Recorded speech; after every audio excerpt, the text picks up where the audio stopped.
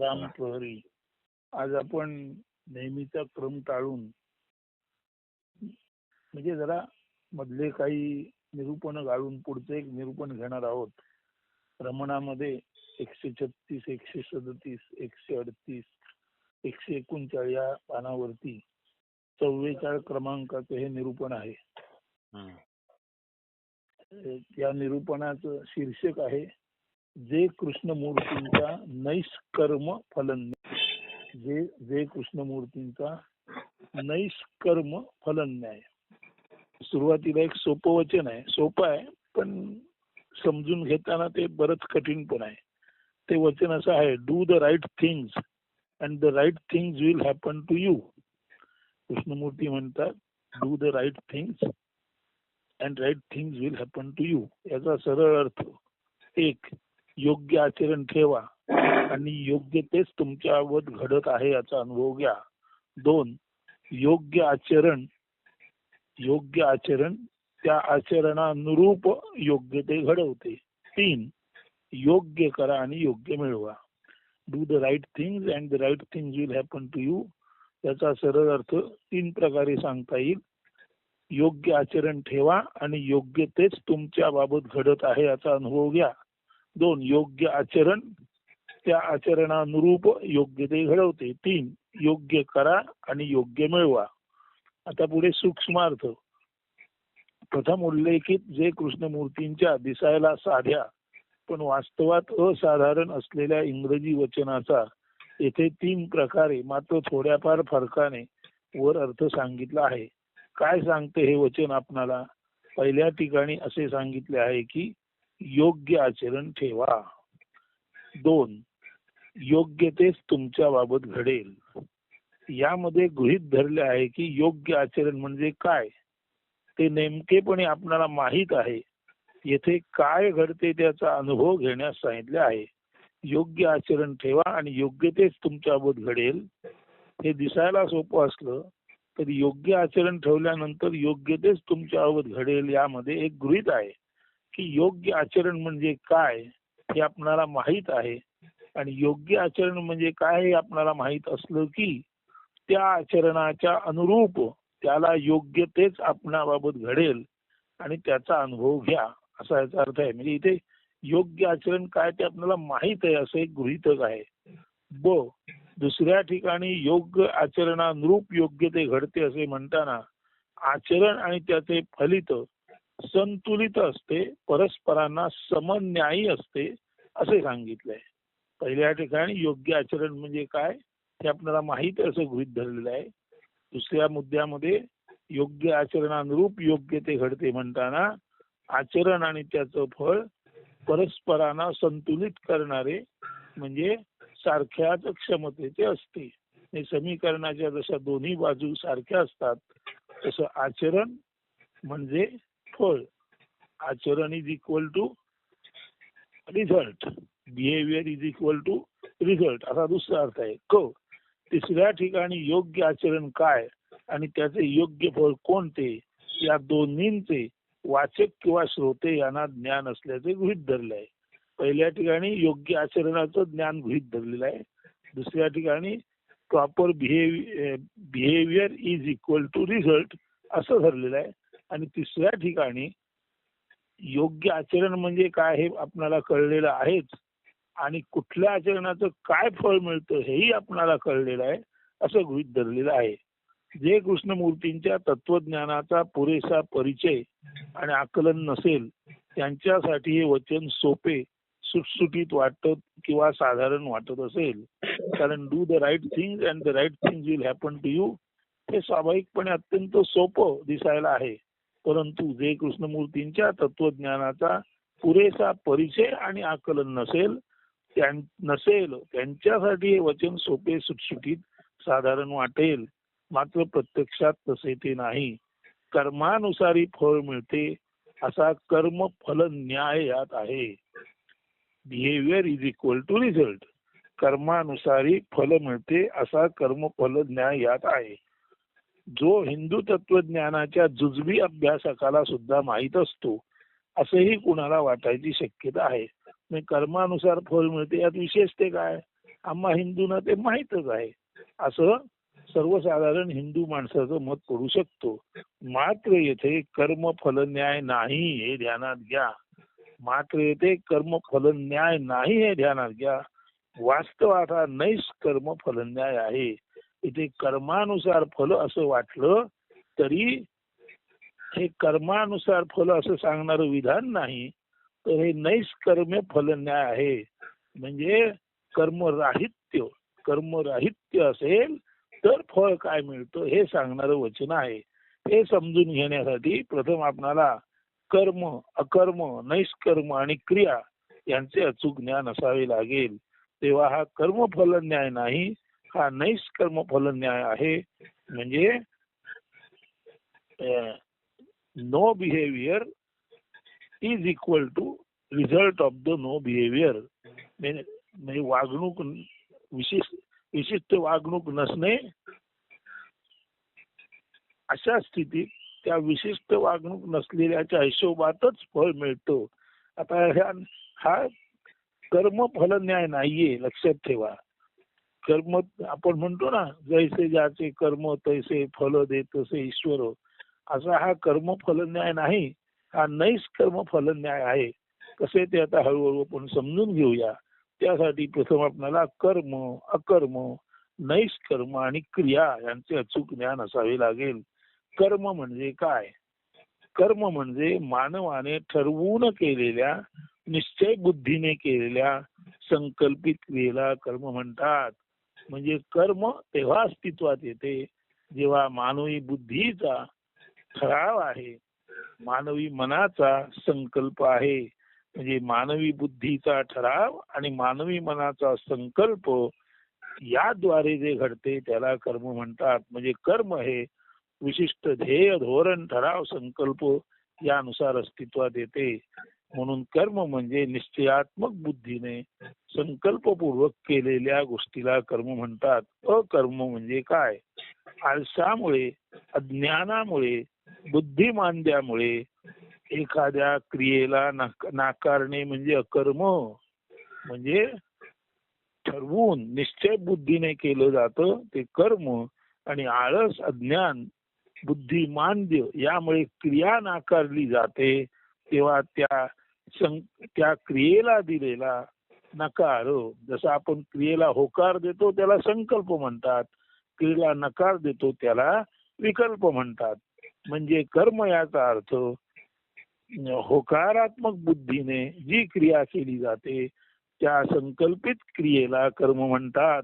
आणि आळस, अज्ञान, बुद्धी मांद्य किंवा बुद्धी जडत्व यामुळे जेव्हा एखादी क्रिया नाकारली जाते अशा विकल्पपूर्व कर्माला स्वाभाविकपणे अकर्म म्हणतात. मी ठरवून केलेलं ते कर्म आणि काहीतरी हेतूने, आळसामुळे, अज्ञानामुळे नाकारलेलं जे असतं ते अकर्म.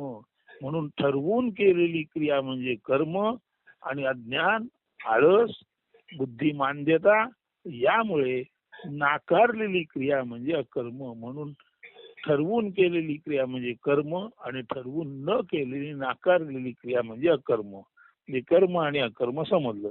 आता नैष्कर्म म्हणजे काय? नैष्कर्म म्हणजे जीवाच्या जीवदशेनुरूप घडणारी स्वाभाविक क्रिया. तेव्हा कर्मामध्ये आणि अकर्मामध्ये क्रिया आहे, पण कर्मामध्ये संकल्पित क्रिया आहे आणि अकर्मामध्ये विकल्पित क्रिया आहे. कर्मामध्ये क्रियेला दिलेला होकार आहे आणि अकर्मामध्ये क्रियेला दिलेला नकार आहे. मात्र नैष्कर्म म्हणजे काय? नैष्कर्म म्हणजे विना होकार, विना नकार, विना होकार, विना नाकार. जीवाने होकार द्यावा किंवा न द्यावा तरी सुद्धा जीवाच्या जीवदशेनुरूप घडणारी स्वाभाविक क्रिया. म्हणजे जीवाच्या जीवदशेनुरूप घडणाऱ्या स्वाभाविक क्रियेला नैष्कर्म म्हणतात. इथे कर्ता नसतो, इथे जीव स्वतःहून क्रिया करायला उत्सुक नसतो किंवा स्वतःहून क्रिया न करायला उत्सुक नसतो. म्हणून इथे जीव कर्मातही नसतो आणि अकर्मातही नसतो. जीव त्याच्या स्वाभाविक जीवदशेनुरूप जीवाद्वारे त्याच्या जीवदशेनुरूप घडणारी सहज क्रिया, स्वाभाविक क्रिया, या स्वाभाविक किंवा सहज क्रियेला नैष्कर्म म्हणतात. म्हणजे क्रियेला कर्म तेव्हा म्हणतात जेव्हा ठरवून ती क्रिया करणारा कोणतरी असतो. क्रिया ठरवून केली जाते तेव्हा अशा ठरवून केलेल्या क्रियेला कर्म म्हणतात. क्रिया ठरवून जेव्हा नाकारली जाते तेव्हा अशा ठरवून नकार दिलेल्या क्रियेला अकर्म म्हणतात. आणि जेव्हा करणे किंवा न करण्याचा ठराव नसतो आणि जीवाच्या अवस्थेनुरूप सहज हालचाल होत असते तेव्हा त्याला क्रिया म्हणतात. सांगायचा मुद्दा, वारा वाहणे ही क्रिया आहे. वारा वाहणे ही क्रिया आहे, परंतु पंखा लावून वारा घेणे हे कर्म आहे. पाणी वाहणे ही क्रिया आहे, परंतु पाट काढून आपल्या शेतात पाणी आणणे हे कर्म आहे. समजून घ्या. तेव्हा जीवाने ठरवून केलेली क्रिया म्हणजे कर्म आणि जीवाने ठरवून नाकारलेली क्रिया म्हणजे अकर्म. आणि जीवाचा जिथे ठराव नाही, होकार नाही, नकार नाही, फक्त जीवदशेला अनुरूप जेव्हा नॅचरल सहज क्रिया घडत असते तेव्हा त्या क्रियेला नैष्कर्म म्हणतात. म्हणजे नैष्कर्मामध्ये कर्म नसते याचा अर्थ कर्म आणि कर्ता नसतो, मात्र नैष्कर्मामध्ये सहज क्रिया असते. म्हणून सहज क्रिया म्हणजे नैष्कर्म, ठरवून केलेली क्रिया म्हणजे कर्म आणि ठरवून नाकारलेली क्रिया म्हणजे अकर्म. हे एकदा नीट समजून घ्या. तर नैष्कर्म म्हणजे काय? नैष्कर्म म्हणजे जीवाच्या जीवदशेनुरूप घडणारी स्वाभाविक क्रिया ज्यामध्ये मानवी हेतू अतिक्षीण असतो, मात्र जैविक सहज प्रेरणा बलवान असते. म्हणजे श्वास चालू आहे, आता मी श्वास घेतो, मी श्वास घेणार असं कोण म्हणत नाही. इथे मानवाचा हेतूच नाही. जीवाची श्वसन यंत्रणा ही त्याच्या बरोबर आलेली आहे. यावत काल श्वसन यंत्रणा आहे तावत काल जीव आहे. यावत काल जीव जिवंत आहे तावत काल श्वसन यंत्रणा आहे. श्वास आहे तोपर्यंत जीव आहे आणि जीव आहे तोपर्यंत श्वास आहे. इथे जीवाला मुद्दाम काही करायचे नसते. म्हणून क्रियेमध्ये जीवाच्या करण्याचा भाग किंवा मानवी हेतू अतिक्षीण असतो, मात्र जैविक सहज प्रेरणा बलवान असते. जीवाला लागणारी भूक, तहान या जैविक सहज प्रेरणांमुळे जीवाच्या जीवदशेच्या वहनासाठी किंवा जीव जगण्यासाठी, भूक तहान भागवण्यासाठी जीवाद्वारे घडणाऱ्या किमान प्रयत्नांना, मिनिमम एफर्ट्सना नैष्कर्म्य म्हणतात. परत लक्षात घ्या. जीवाला भूक लागते, तहान लागते, जीवाला वारा वादळापासून संरक्षण लागते. तर जीवाच्या जीवदशेनुरूप त्याच्या वाढीसाठी लागणाऱ्या अति आवश्यक भूक, तहान, आसरा, निवारा यासाठी जेव्हा जीवाद्वारे मुद्दाम ठरवून नाही किंवा मुद्दाम नाकारून नाही, परंतु भूक लागली म्हणून खाल्लं, तहान लागली म्हणून पाणी प्यायलं, वारा वादळ आला म्हणून आश्रयाला गेलो, अशी जीवाला जीवदशेनुरूप जेव्हा सहज गोष्टी त्याच्या कळत न कळत त्याच्याच शक्तीद्वारे केल्या जातात, त्याच्याच चैतन्याद्वारे केल्या जातात, तेव्हा जीवाद्वारे घडणाऱ्या या मिनिमम एफर्ट्स म्हणजे कमीत कमी प्रयत्नांना, आता ते जीवाद्वारे घडतात पण ते ठरवून केलेले किंवा ठरवून नाकारलेले नसतात. म्हणून जीवाद्वारे जीवदशेला अनुकूल असलेल्या ज्या गोष्टी सहजासहजी केल्या जातात, अशा किमान प्रयत्नाद्वारे जीवाद्वारे ज्या गोष्टी केल्या जातात त्या खऱ्या अर्थाने नैष्कर्मात मोडतात किंवा त्या सहज क्रियेत मोडतात. जगण्याच्या प्रयोजन पूर्तीसाठी घडणारी स्वाभाविक क्रिया म्हणजे नैष्कर्म. आता व्याख्या घ्या. जगण्याच्या प्रयोजन पूर्तीसाठी, जगण्याच्या हेतूच्या पूर्तीसाठी घडलेली जीवाद्वारे त्याच्या कळत किंवा नकळत जी स्वाभाविक क्रिया होते तिला नैष्कर्म म्हणतात. म्हणून natural moment by any being for its existence, कुठल्याही जीवाद्वारे त्याच्या अस्तित्वासाठी केली जाणारी सहज हालचाल याला क्रिया म्हणतात. तर क्रिया म्हणजे काय? जन्माबरोबर जीवाला प्राप्त झालेली हालचाल म्हणजे क्रिया. श्वासोश्वास ही क्रिया आहे आणि ती सहज क्रिया आहे. सहज आहे ते, म्हणजे माणसाबरोबरच सहज आहे ते, बरोबरच जन्माला आलेली क्रिया श्वसन ही सहज क्रिया आहे. जे कृष्णमूर्तींच्या इंग्रजी वचनात नैष्कर्म फल न्याय आहे असे आपण पूर्वी म्हटले आहे. जसं आपण म्हणतो जैसे ज्याचे कर्म तैसे त्याचे फल म्हणतात, इथे आपण कर्मफल न्याय म्हणतो आणि कृष्णमूर्ती म्हणतात do the right things and the right things happen to you. योग्य गोष्टी करा आणि योग्य गोष्टी तुमच्याबाबत घडतील. इथे डू हे क्रियापद आल्यामुळे करणे असा भास होतो, पण खरं do the right things and right things will happen to you हे मूळ वाक्य असं वाचायला हरकत नाही. If right things take place, if right things take place, right result will take place. जर योग्य गोष्टी घडवल्या नाही, जर योग्य गोष्टी घडल्या तर योग्य फळ मिळेल. तर do the right things and the right things will happen to you, त्याच्यामध्ये डू करा असं सांगितल्यामुळे तिथे कर्माचा भास होतो, परंतु त्याचा मूळ अर्थ असा आहे if right things take place, जर योग्य गोष्टी जागा घेतील, जर योग्य गोष्टी घडतील. If right things happen to take place, जर योग्य गोष्टी घडण्याबाबत, जर योग्य गोष्टी हॅपन टू टेक प्लेस, जर योग्य गोष्टी अस्तित्वात येतील तर राईट रिझल्ट विल कम, तर योग्य तो रिझल्ट म्हणजे योग्य तो निकाल लागेल. म्हणजे योग्य गोष्टी घडतात, योग्य निकाल लागतो असं आहे. योग्य गोष्टी घडल्या तर योग्य निकाल लागतो. इथे डू असा शब्द आल्यामुळे आपल्याला वाटतं कृष्णमूर्ती काहीतरी करायला सांगतायत. कृष्णमूर्ती करायला काही सांगत नाही आहेत.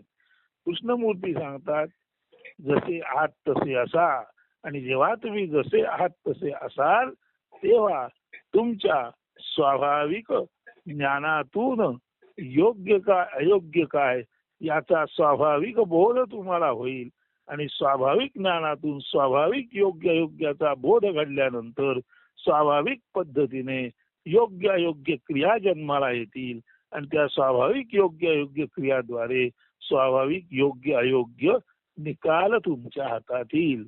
इथे Krishnamurti do the right thing and the right thing will happen असं म्हणतात. तर त्या डूचा अर्थ इतकाच आहे if right things happen to occur, जर योग्य गोष्टी अस्तित्वात आल्या तर, if right things, if right process, if right moment happens to occur, जर योग्य ती हालचाल जन्माला आली तर right fruits will be there, तर योग्य तो निकाल मिळेल.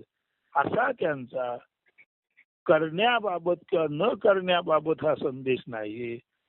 नुसते असा आणि नुसते असण्यातून योग्य अयोग्याची सहज समज येईल आणि त्या सहज समजेतून सहज हालचालीद्वारे योग्य अयोग्य जन्माला येईल आणि त्यानुसार योग्य अयोग्य फळ मिळेल असा त्याचा गूढार्थ आहे. म्हणून जे कृष्णमूर्तींच्या इंग्रजी वचनात नैष्कर्म फल न्याय आहे असे आपण पूर्वी म्हटले आहे. ध्यानात घ्या, जे कृष्णमूर्ती ज्ञानयोगी होते. नैष्कर्म म्हणजे जीवाच्या जीवदशेसाठी घडणारी किमान स्वाभाविक क्रिया. येथे किमान स्वाभाविक क्रिया याचा अर्थ ज्ञान क्रिया असा घ्यावा, कारण स्वाभाविक ज्ञानाधारे कृष्णमूर्ती सर्व जीवन मांडतात. येथे किमान स्वाभाविक क्रिया त्याचा अर्थ किमान स्वाभाविक ज्ञान क्रिया असा अर्थ या वचनाच्या स्पष्टीकरणासाठी घेणे अत्यावश्यक आहे. हे ज्ञान किमान स्वाभाविक सहज ज्ञान असते. हे ज्ञान म्हणजे काय, ज्याला समजले त्याला या वचनाची सतत अनुभूती सहज प्राप्त आहे. हे वास्तवात तत्वाचे सहज ज्ञान आहे. आता हे ज्ञान पाहू. तर हे ज्ञान काय आहे बघा. सर्व विश्व व विश्वोद्भव वस्तुजात प्राणी, पक्षी, मानवजात आणि निसर्ग यांची निर्मिती शुद्ध चैतन्यामुळे, प्युअर एनर्जीमुळे झाली आहे. आणि त्यामुळे सर्वच्या सर्व भिन्नता वरपांगी आहेत, वरवरच्या आहेत. त्याच्या अस्तित्वाचे मूळ रूप अखंड, अभिन्न व अभेद हेच आहे. म्हणूनच मानवात मानव व उर्वरित निसर्ग, प्राणी, पक्षी, कीडमुंगी यांच्यात एक मूलभूत चैतन्य बंध आहे. तो बंध शाबूत ठेवणाऱ्या, तो बंध ओळखून तो बंध शाबूत सुरक्षित ठेवणाऱ्या सहज वर्तणुकीला, चैतन्य नाते संबंध जपणाऱ्या सहज वागण्याला सहज ज्ञान असे म्हणतात. या सहज ज्ञान क्रियेमुळे चैतन्य बंध जोपासले जातात. परिणामतः मानव निर्मित शारीरिक, मानसिक हिंसेला संपूर्ण अस्तित्वात अजिबात स्थानच उरत नाही. जी काही हिंसा असेल ती नैसर्गिक विकास व संतुलन प्रक्रियेनुरूप घडणारी सहज हिंसाच असेल. जसे वाघाने शेळी गाय मारणे व खाणे ही हिंसा मानवेतरांमध्ये असली तरी मानवामध्ये व मानव व इतर प्राणी पक्षामध्ये यामध्ये अशी हिंसा असायचे कारण नाही. वास्तवात हे सहज ज्ञान आहे, त्या कारणाने समजायला सोपे आहे. या सहज ज्ञानाच्या सहज आचरणालाच नैष्कर्म किंवा संकल्परहित सहज स्वाभाविक चांगुलता म्हणतात. सहज सुयोग्य आचरणाला सहज सुयोग्य प्रतिसाद अंतरिक्षातून म्हणजे इन्फिनिटीतून मिळतो. सहज सुयोग्य आचरणाला सहज सुयोग्य प्रतिसाद अंतरिक्षातून मिळतो, हे येथे सांगायचे आहे. म्हणून do the right things and the right things will happen to you याचा मराठी अनुवाद असा आहे की सहज स्वाभाविक सुयोग्य हालचालीला सहज स्वाभाविक सुयोग्य चांगुल प्रतिसाद अंतरिक्षातून मिळतो, असा या वचनाचा अर्थ आहे. सहज चांगुल वर्तनाचे सहज उत्तम आनंददायी परिणाम स्वरूप फल म्हणजे नैष्कर्म फल न्याय. सहजपणे उत्तम आणि आनंददायी असं कर्म घडलं तर तितक्यात सहजपणे त्याचं उत्तम आणि आनंददायी फल मिळतं. अशा अर्थी हा नैष्कर्म फल न्याय आहे. येथे करणे नाही, संभवणे आहे. इथे डुईंग नाही, बिकमिंग नाही, हॅपनिंग आहे. येथे डू हे क्रियापद वापरले असले, श्रोते वाचक यांना उद्देशून जे कृष्णमूर्ती यांनी करा असे म्हटले असले तरी जे कृष्णमूर्ती सहज उत्स्फूर्त समजेला, सिंपल स्पॉन्टेनियस अंडरस्टँडिंग, तरी जे कृष्णमूर्ती सहज उत्स्फूर्त समजेला, सिंपल स्पॉन्टेनियस अंडरस्टँडिंगला आपल्या तत्वज्ञानात महत्वाचे स्थान देतात, हे लक्षात घेता त्यांना judicious spontaneous action follows with right happenings. So do the right things and right things will happen to you. याचा कृष्णमूर्तींच्या सहज क्रियाशीलत्वानुसार अर्थ घेता हे वचन judicious spontaneous action follows with right happening. Judicious spontaneous action अत्यंत शहाणपणाची सुयोग्य उत्स्फूर्त हालचालच अत्यंत योग्य अशा परिणाम स्वरूप निकाल स्वरूप गोष्टी घडवते, असे कृष्णमूर्तींना सुचवायचे आहे. हेच या वचनाचे सार्थ आकलन होय. सहज उत्तम कृतीचे सहज उत्तम फल हे आहे नैष्कर्म फल न्यायाचे सूत्र. सहज उत्तम कृतीचे सहज उत्तम फल हे आहे नैष्कर्म फल न्यायाचे सूत्र. Judicious spontaneous action follows with right happening. प्रश्न असा आहे की हे जे वास्तवात अद्वैत असे ज्ञान आहे ते लोकांना सहजतेने का न कळावे. याचे उत्तर एकच की भौतिक लौकिक जीवनामध्ये अप्पलपटेपणा बोकाळणे आणि लोकेशना वित्तेषणा दारेशणा यांच्या अतिरिक्त प्रभावामुळे व स्वतःचे समाजातील स्थान हितसंबंध यांना दिलेल्या फाजील महत्वामुळे सदसत विवेक नष्ट होणे. सदसत विवेक नष्ट होण्याचं कारण गीतेत सांगितल्यानुसार व्यामोह मूर्खता आहे. आणि म्हणून जेव्हा ही मोहमाया म्हणून जेव्हा हा व्यामोह हा ज्ञानातील अंधकार किंवा अज्ञान नाहीस होतं, तेव्हा अज्ञान नाहीस झालं. त्याचा अर्थ ज्ञान सहजपणे उगवलं. रात्र नाहीशी झाली याचा अर्थच सूर्य सहजपणे प्रकाशला. गीतेमध्ये जे म्हटलेलं आहे की आता मला स्मृती लाभली आणि माझा मोह गेला. तर स्मृती लाभली आणि मोह गेला याचा अर्थ असा, स्मृती लाभली म्हणजे काय, तर कृष्णमूर्तींच्या भाषेत ज्या वेळेला भौतिक लौकिक जीवनामध्ये अप्पलपोटेपणा बोकाळणे आणि लोकेशना वित्तेषणा दारेशणा यांच्या अतिरिक्त प्रभावामुळे व स्वतःचे समाजातील स्थान हितसंबंध यांना दिलेल्या फाजील महत्वामुळे सदसत विवेक जेव्हा नष्ट होतो तेव्हा म्हणायचं माझी स्मृती नष्ट झाली. का झाली? कारण मोहामुळे. म्हणून सदसत विवेक मोहामुळे नष्ट होणं यालाच म्हणायचं स्मृतिर्गत्वा.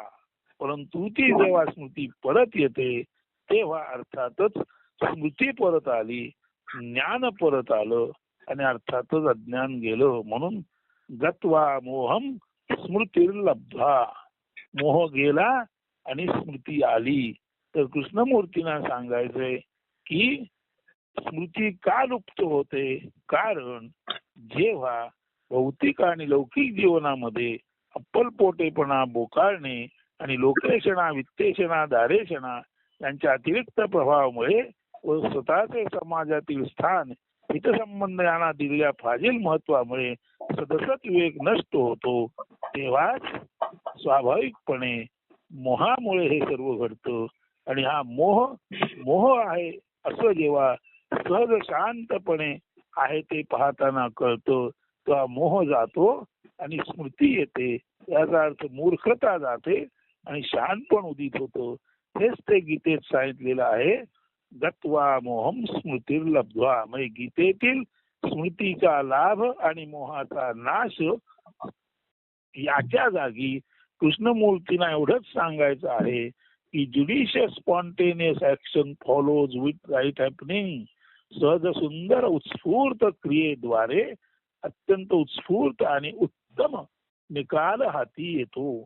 पण हे सहज सुंदर उत्स्फूर्त याच्यामध्ये काही करणे नाही, तर जे जसे आहे ते तसे साक्षीत्वाने तटस्थतेने अलिप्ततेने पाहणे आहे.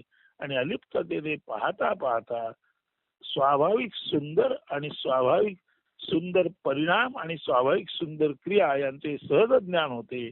आणि स्वाभाविक सुंदर क्रियेला जर स्वाभाविक सुंदर परिणाम स्वरूप निकाल स्वरूप काही फळ मिळत असेल तर माणूस मुद्दामून काही करणार नाही आणि व्यामोहामध्ये अडकणार नाही आणि मग त्याच्यावर पश्चात्तापाची वेळ येणार नाही.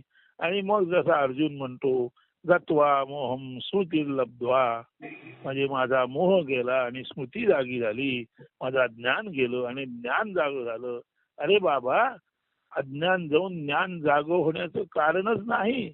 तू स्वतः जे आहे ते तसे नीट बघत राहिलास, अलिप्ततेने पाहत राहिलास तर तुझ्यामध्ये जे ज्ञान आहे ते कधीच लुप्त होणार नाही.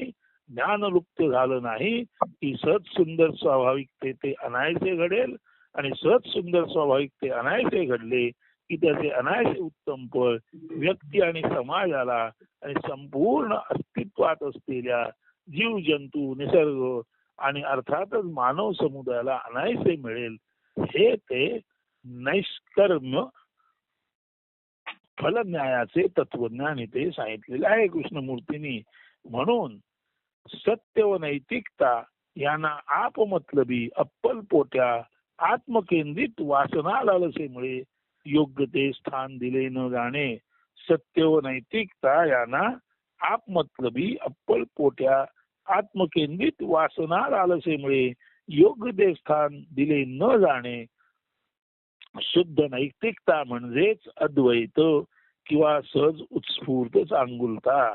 म्हणून शुद्ध नैतिकता म्हणजेच अद्वैत किंवा सहज उत्स्फूर्त चांगुलता.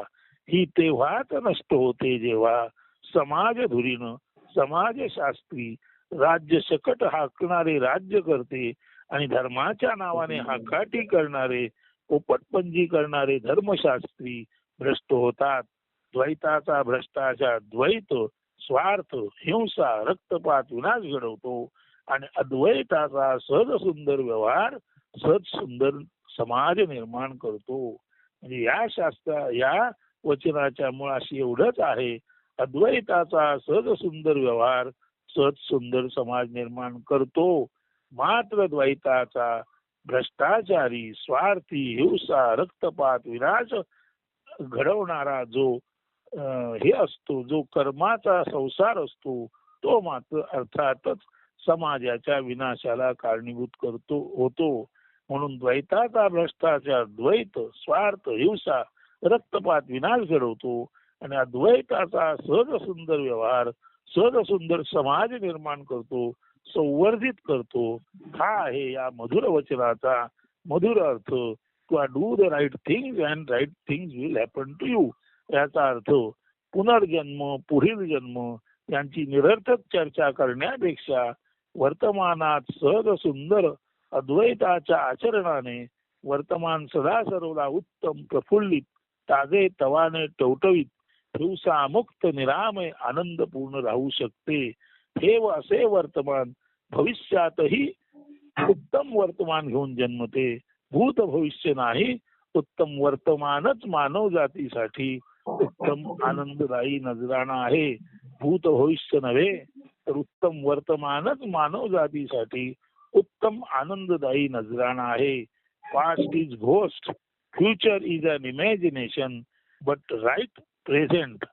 Past is ghost, future is an imagination, but right present allows everything right to happen, which is the best present for the mankind. म्हणजे भूतकाळ म्हणजे भूतकाळ हे भूत आहे, भविष्य ही कल्पना आहे. मात्र योग्य वर्तमानच योग्य त्या गोष्टी घडवण्यासाठी आणि मानवी जीवन द बेस्ट पॉसिबल हॅपीनेस मानवी जीवनाला देण्यासाठी बेस्ट प्रेझेंटच महत्वाचा आहे. म्हणून past is ghost, future is an imagination, but right present allows everything right to happen, which is the best present for the mankind. Right present allows everything right present allows everything right to happen. Right present allows everything right to happen, which is the best present for the mankind. हाच तो खरा अर्थ आहे. Do the right thing and the right thing will happen to you. याचा अर्थ ज्या अर्थी त्याने पुढे राईट थिंग विल हॅपन म्हटलेला आहे, त्या अर्थी पहिला डू सुद्धा त्यांना डू असा अभिप्रेत नसून हॅपन असा अभिप्रेत आहे. म्हणून हे वचन असं वाचणं जास्त योग्य आहे. If right things take place, if right things happen to surface, then the right things will happen to you. If right things happen to surface, जर योग्य त्या गोष्टी पृष्ठभागावर आल्या म्हणजे समाजामध्ये आल्या, जर योग्य त्या गोष्टी समाजामध्ये सहजभावे आल्या तर समाजाबाबत सहज सुंदर जीवन उपलब्ध होऊ शकते. म्हणून do the right things and the right things will happen to you हे वचन असं वाचलं तर अधिक बरं होईल. Let the right things happen and the right things will happen to you. Let the right things happen and right things will happen to you. योग्य गोष्टी घडण्यासाठी अवसर मिळू द्या आणि योग्य त्या गोष्टी तुमच्याबाबत घडतील. हा जो अवसर आहे, हा जो वेळ आहे, त्या मधल्या काळामध्ये साधकाने जे जसं आहे ते तसं पाहायला शिकलं पाहिजे. साधक जेव्हा जे जसं आहे तसं पाहायला शिकेल तेव्हा तो मी या संकुचित केंद्राकडे संकुचित म्हणून पाहिल. संकुचितातून संकुचित जन्माला येतं आणि संकुचितातून संकुचित जन्माला आलं त्या अर्थी ते लवकर नष्ट होतं. हे त्याला त्याच्या सहज स्वभावानुसार त्याच्या समजेनुसार जेव्हा कळेल तेव्हा आहे संकुचित केंद्राचा स्फोट होईल आणि आयची जागा इन्फिनिटी घेईल आणि मी नव्हे समाज, मी नाही आम्ही, मी नाही सर्व सृष्टी, असा जो सहज भाव निर्माण होईल त्याच्यातून सहज सुंदर कृती घडतील. आणि या सहज सुंदर कृती, सहज सुंदर समाजाची, आणि ज्याला आपण युटोपिया युटोपिया युटोपिया म्हणून म्हणतो किंवा हिणवतो, त्या प्रत्यक्षात नंदनवनाची निर्मिती सुद्धा या सहज सुंदर असणेपणातून होऊ शकेल. किंवा do the right thing and right thing will happen to you, हे वचन शक्य झालं तर let the right things happen and right things will happen to you, to society, असा त्याचा अर्थ घ्यावा. म्हणजे हा नैष्कर्म फलन्याय जो आहे कृष्णमूर्तींचा तो तुम्हाला कळेल. इथे कर्म नाही, इथे सहज सुंदर क्रिया आणि सहज सुंदर क्रियेचं सहज सुंदर फळ असं आहे. इथे मोह नाही आणि स्मृतीचं परत येणं नाही. इथे कायमस्वरूपी ज्ञानाचं ज्ञानामध्ये ज्ञानरूप असणे आहे. इथे कायमस्वरूपी उजेडी राहिले उजेड होणे आहे. येथे कायमस्वरूपी उदकाने उदक म्हणून उदकी असणे आहे. पाण्याने पाणी म्हणून पाण्यात असणे आहे. याचा अर्थ पाणी हे शांत असतं. उदकाने उदक म्हणून उदकी असणे म्हणजे शांतीत राहणारा, शांत म्हणून कायम शांत असतो. आणि जिथे शांती आहे तिथे अशांती नाही. म्हणजे जिथे योग्य वर्तन आहे तिथे अयोग्य निकाल नाही. असा या गोष्टीचा अर्थ यावा. आणि उजेडी राहिले उजेड होऊनी, या पद्धतीने ज्ञानामध्ये राहिले ज्ञानी ज्ञानरूप होऊनी, असा अर्थ घ्यावा. हाच त्या नैष्कर्म फलन्याय या कृष्णमूर्तींच्या वचनाचा खराखुरा अंतरंग अर्थ आहे. अस्तु, धन्यवाद. सर्वांनी निश्चिंतनात राहावे. शुभ दिन. येथेच निरूपण थांबवतो.